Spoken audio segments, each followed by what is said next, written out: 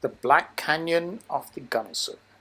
It is located about 15 miles from Montrose and another 11 miles of drive to the national park entrance.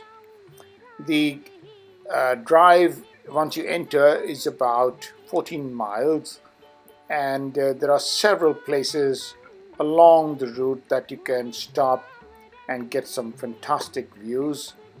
Most of them are very easy. Many of them are even accessible by wheelchair.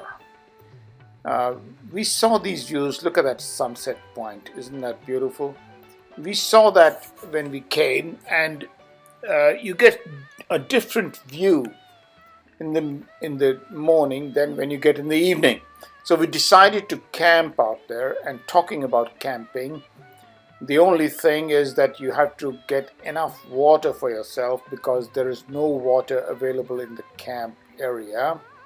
Otherwise, it's a beautiful camping place, and if you decide to stay there, you can get a different view of this canyon in the morning.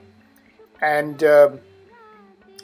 the camping, oh, that's the deer that wanted to share our tent with us. But the the the camping areas, the tent areas are on a, or some of them are on a first come first served basis, and we were fairly early in the afternoon, and so we managed to get a place even though it was a weekend. So you should be able to find a place there, and I do recommend that you camp there. It's very beautiful. This is the painted wall, which is God's own petroglyphics. The white stripes are of volcanic rock interspersed with the other rock, whatever it's called, and it's really quite magnificent. You'll enjoy this place, and there you are, the painted wall again.